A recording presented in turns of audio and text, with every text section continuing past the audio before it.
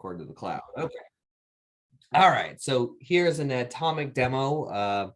There are three major parts of Atomic we'll cover. So first and foremost, we'll go over analytics and how we display the raw data. Then we'll move into the automation pieces. So customization of keyword migration, customize rule sets, and we'll round it off with bid automation. So we'll just go ahead, dive right in, and I'll share my screen. Sounds good. I'm excited. All right. Okay. So first and foremost, the dashboard. Covering the dashboard real quick, your KPIs up top, just showing you just performance indicators from what the average ad spend, PPC sales. If your MWS token is attached, you'll have your total sales in tacos here. CPC, clicks, ROAS, and ACOS, and it will show you from the previous time period of which you set, just performance indicators, whether positive or negative. Right above that is your look back periods. So we save and store all the historical data. So you can always reference things like bid history, for instance, if you want to go look at what a keyword's bid was during a certain holiday and revert it back to that during the next holiday, you definitely can.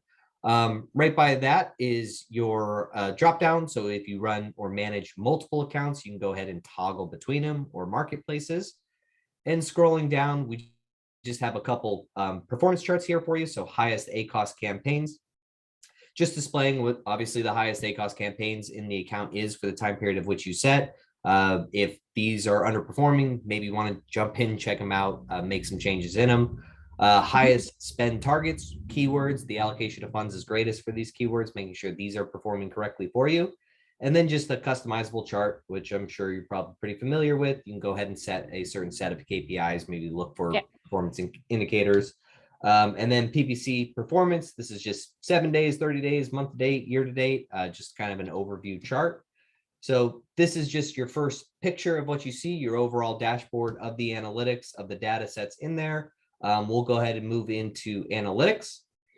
And analytics is all of the raw data in your Seller Central account, right? So it's just how we display your raw data. And what we do here is we have your entities up top. So portfolio, campaign, ad group, target, search term, and product level. Within each entity, you have these breakdown expansions to get to subsets of data rather quickly. You can say, okay, I want to look at, what ad groups are in this campaign, or what ASINs are in this campaign, or what targets are in this campaign. Of course, each one of these functions have the filters on here. So if you want to maybe pull a certain filter on, maybe you want to look at a certain portfolio, or maybe you want to look at, I only want to see campaigns that have an ACOS of, maybe 50% or higher. Those are the ones that I need to do work on. You can go ahead and set any kind of function or filter that you want here and display the data whichever way you'd like. Going over the product level will give you an overview of that ASIN. The ASIN, you can see the spend, the sales, the KPIs right here associated with that ASIN. You can also break this down and maybe look at what campaigns are associated with that ASIN. On the far right, as you can see, I don't have an MWS token attached to my account, so it doesn't display. But if you do have your MWS token attached to Helium 10, you'll be able to see your total sales as well as tacos here. Two of my favorite ones that I typically go through is the search term level and then the target level. The search term level is an aggregated list of all the search terms throughout your entire account in one central location. You can create a negative one-off if you'd like from this space. So in the sense that we want to remove coffin shelf, we can go ahead and click on negative keyword. What this will do is it will pull up where exactly this keyword is running. So if we have it running in multiple campaigns, we can go ahead and select which campaigns we actually want to negate from while leaving it live in other ones. And of course, you can break this data down even more and see, what campaigns this search term pertains to or what targets. If you were looking at kind of this list, I would say go into the target field. This is another one I primarily look at when I'm looking at the health of an account. So your target list displays all the keywords of which we're managing bids on, right? And then we can see it's marked with E's, A's, B's, P's. These are exact matches, phrase matches, auto campaigns. Your auto campaign subsets into 4 here. So you can see your close match, your loose match, your substitutes, your complements. So What I typically do here is I will go into the search term report, break down the search term report. So we're looking at all search terms that are being managed by that keyword. And then we can start kind of diving into like these auto campaigns, these broad campaigns, these phrase campaigns, to see what actual search terms are performing well within these campaigns in comparison to the overall campaign, right? So here's a substitutes auto targeting campaign. Performance is good, 13% here. When I look at it, I can see these ASINs, this ASIN's performing at, 6%, this ASIN's performing at 11%. If I want to have a little bit more granular control of bid, I can definitely take these out, put these in a product targeting campaign where I have that lever to pull. So it's just how you want to cut your data more than anything in analytics. We just give you the tools and to kind of quickly get to those points. Yeah, So I like that. It's just a question about the ACOS. Obviously, it's green and red and yellow. Is there anywhere where I can set that? Because obviously, like let's say during my launch, there's probably a bit more, would be normally a bit more red, but it would be irritating to see everything is red. Can I set that myself? certainly, that is a really good question. No, you cannot set the performance indicators as far as the color of them and when they variation or when they change. I really like that suggestion. Believe it or not, you're actually the first person to tell me this, and I've done this demo hundreds of times over. I will say this though, that's a great suggestion. No, it's just kind of a performance right now is, I believe it runs at like 35%. It switches over to yellow, and then it will be yellow until 55 or something around that area.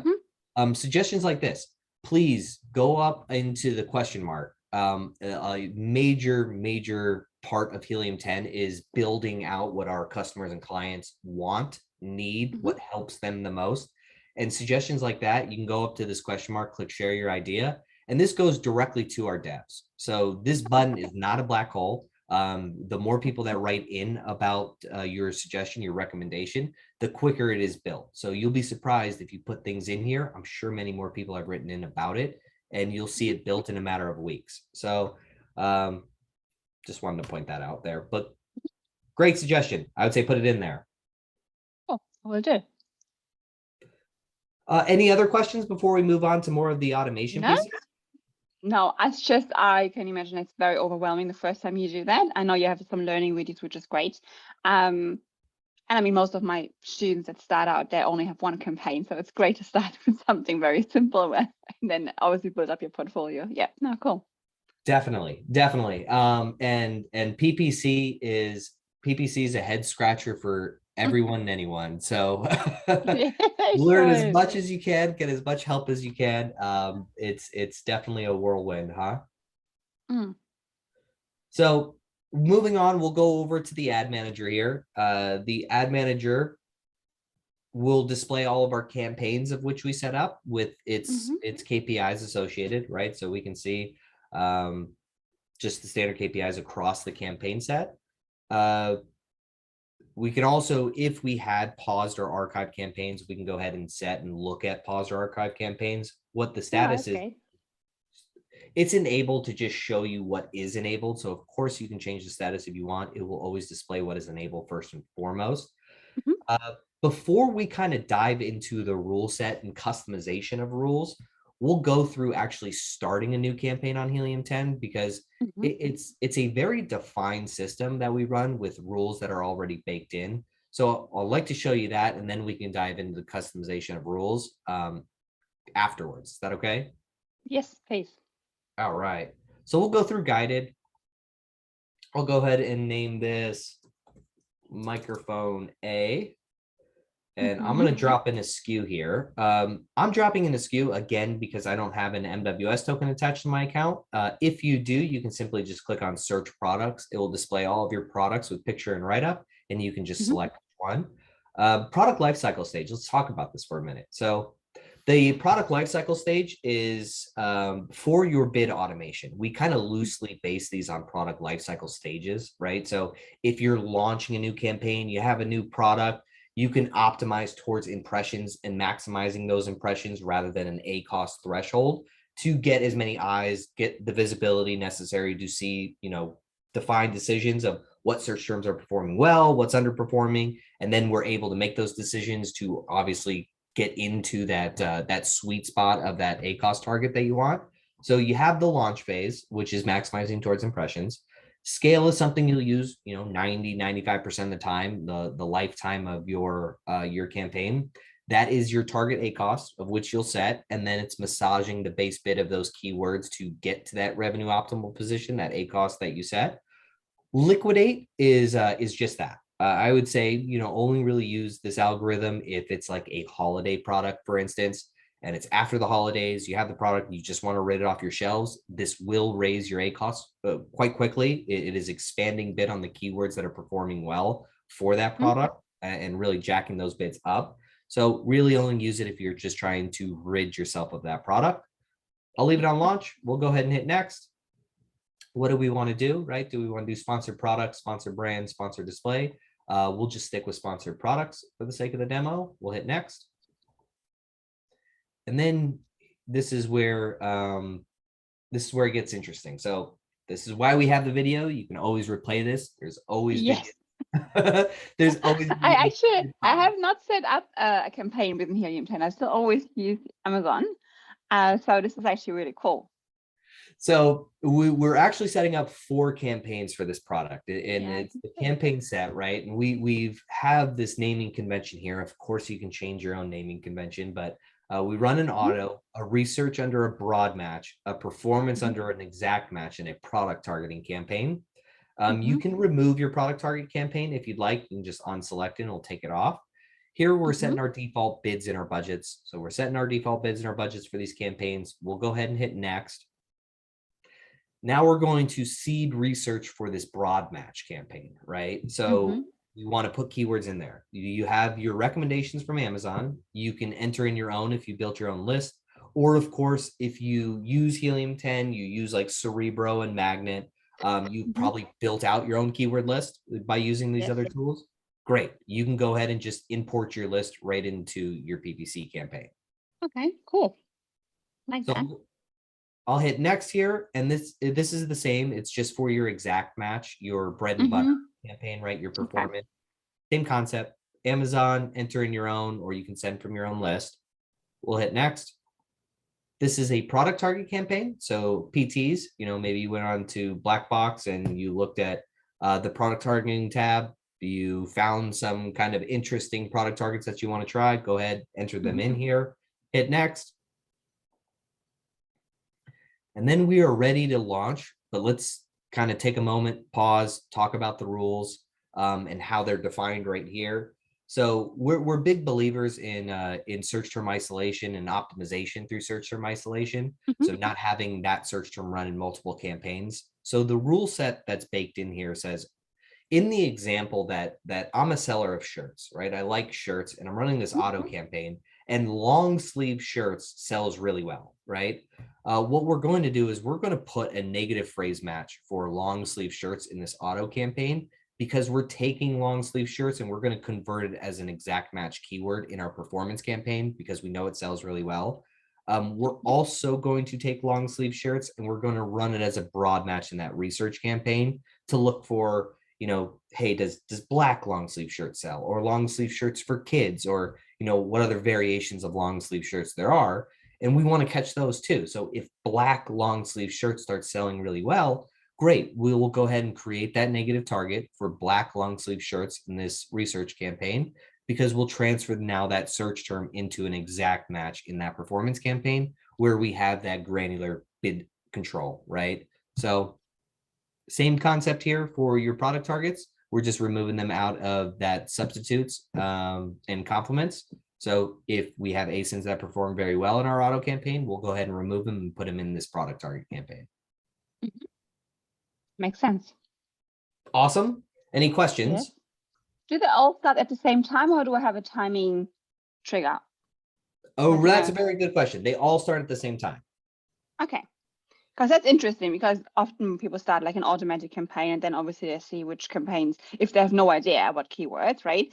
Then they would take, I don't know, let us run for a couple of weeks and then take out the keywords and then do all these negative and matching and start the broad and start the exact campaign later. So doing that at the same time can be a bit risky if you have no idea which keywords perform well.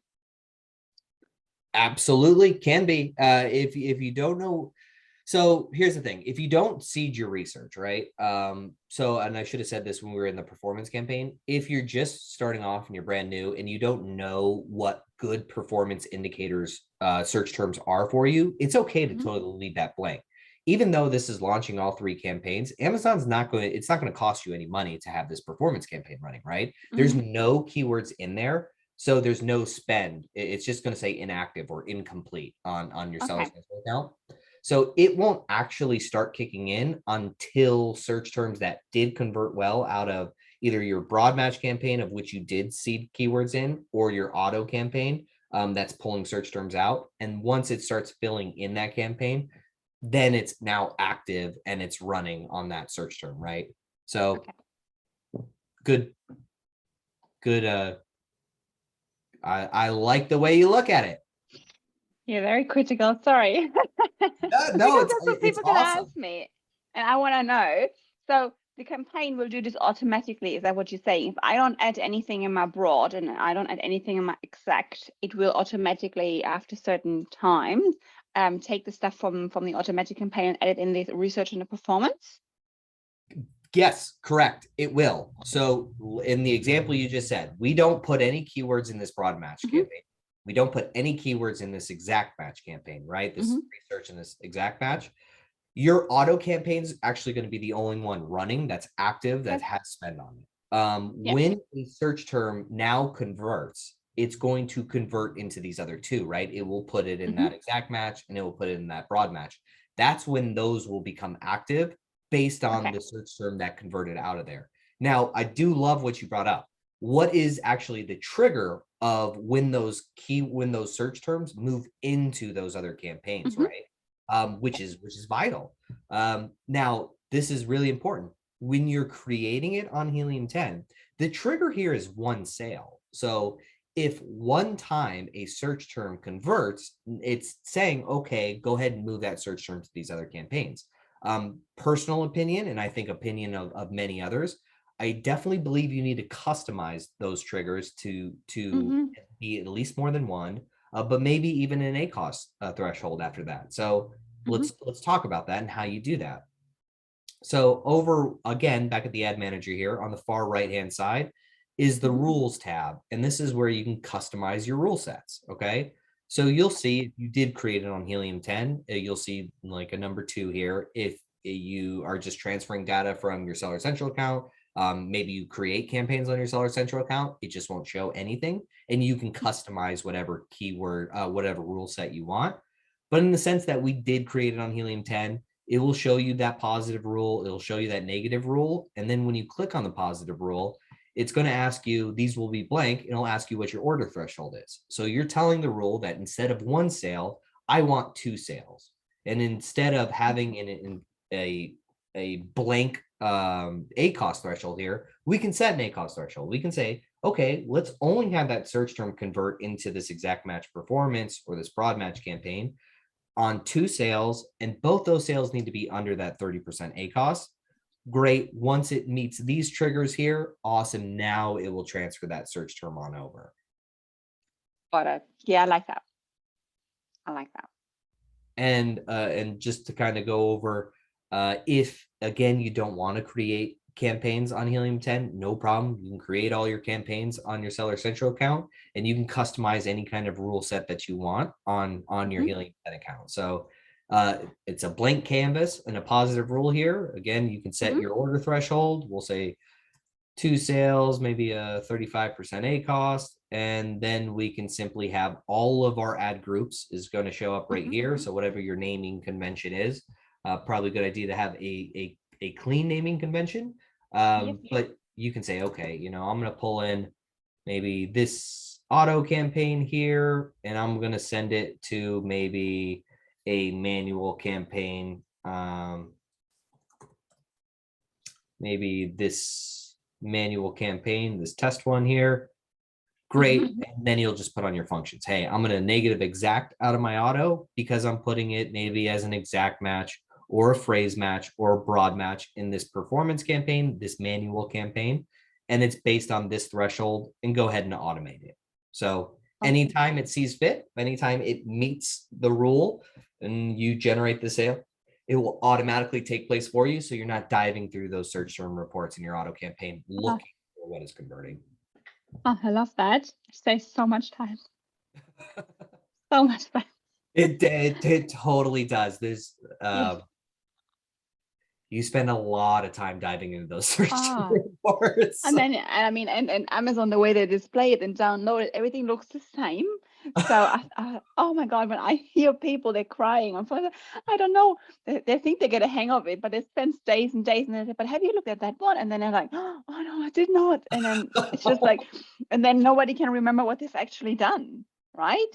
Oh, It's man. like, when how was my bid then, and when did I make this change? And I would have a little diary. I mean, I love that you can go back and just revisit the old bits and stuff just to see when did I actually make a change and what impact did that have. That's awesome. It's so vital. It's so vital, Yeah. and everything is just so manual.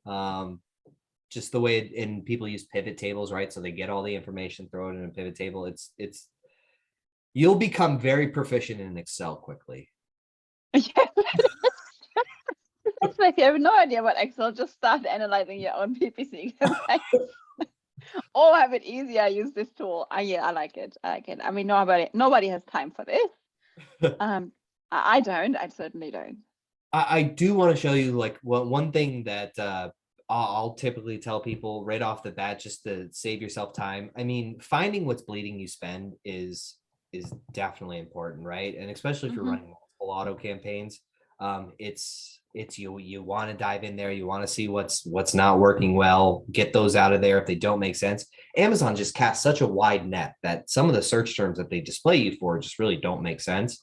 So I'm switching the rule type here. I would say switch it over to a poor performer, a negative rule, and say, okay, I'm going to go ahead and let's say I have 3 auto campaigns, which I know I have a lot more than that in my account here, but we'll say that these 3 here are the 3 auto campaigns that I have today for different products. Well, I'm just going to go ahead and create a negative rule across the board. I'm going to say, okay, I'm going to create negative exacts on this negative rule for these 3 auto campaigns. I have 2 options. I can use Helium10's algorithm, which is essentially looking at the individual campaign, and it's looking at the average conversions, clicks of the search terms within that campaign, and it's pulling out the bottom of the barrel of that campaign. The algorithm's great. You can use it. I tend to just use more. I use thresholds. It's just what I like. It's my preference. So whatever you choose. But I say, okay, if a search term gets 20 clicks and does not produce me a single sale in the last 90 days, or it has spent me, maybe $10 and again has not produced me a single sale, I'm not going to automate this because I never want the machine to make decisions for me when it comes to negating search terms out of my account. So I leave automation off, but I definitely want to see what those are. So I'll go ahead and create this rule with automation off. And when I create the rule, literally 5 minutes on a Friday, I'll jump in here, I'll go to suggestions, I'll go to my negative keywords at the top, and this will produce me a list of search terms that are underperforming in my account based on the rule that I put, right? Hey, these are ones that have hit my parameters. They're not performing sales. Show me what these are. So I'm not constantly diving through those search term reports, and I can make decisions from here. I can say, okay, hey, this coffin shelf, $26, 7,000 impressions. Maybe I don't want it anymore. I'm going to go ahead and remove it out of this campaign, this ad group. Great, apply change. It'll create that negative target in its respective area. So makes it a little bit easier. Definitely. I mean, that's the easiest thing to do, right? First, get rid of all the stuff that spends senseless money. Yeah, I agree. Last part is bid automation. So bid automation, how it works. Bid automation is set on the right-hand side. You can see the bid algorithm. This is the product lifecycle stages we were talking about before. You can change them at any point in time. So you can go ahead and toggle between any which one you want. The target value, the A cost, is set at the campaign level. So each individual keyword is making bid adjustments to get to its campaign level, which is set here. Automate is always default to being off. You can simply just toggle automation on. When automation's on, we will make bid changes accordingly. So every time we see a bid change for a keyword, we will automatically make that bid change to get it closer to that A cost target. If automation's on, it will always be under your change log here. And when automation's off, it will always be under suggestions. So even if you have it off, you just might want to look at suggestions of what recommendations of what the bid should be. Again, you can go into your suggestions, and under the bid, it will default to showing you the bids. You can see what the recommendations are, why we're making changes, the reason being, and either agree with it, great, awesome, or you can go ahead and edit and change your bid to whatever you'd like. Okay. So pretty straightforward there. That's basically the end of my spiel. Any questions? Anything I can answer for you? Yes. One question for the bid placements. Is there any setting for that? Are we talking about dynamic bidding? Yeah, like like the product display. If I want to be more top of search or product search. Yeah. So the placements. Yeah, so very good question. And you're saying, hey, like 200% or whatever you put in there? Yeah. Great question. So tell you, Helium10 works with Amazon's algorithm. That's called dynamic bidding. You can do all of that on Amazon. And that's not changing the base bid of the individual keywords. It's putting that percentage value to say, okay, top of search or whatever the case might be. We don't change any of that. So you can set those parameters on Amazon. We are not messing with those at all. This is actually functioning on the base bid of those individual keywords rather than a listed percentage to increase it. Awesome. No, awesome. And all data is like pretty much real time, or is there a delay, like with the reports and stuff? Or can I just when I check my ACOS on here, will it be the same one as on Amazon? Really good question. So there's a window of about 48 hours, and that's just due to the API feed. So just about any third-party software you use, you have this period of time, and I believe it's about 48 hours. Don't quote me on that. Let me get back to you on that. But that's all right. Keep that in mind.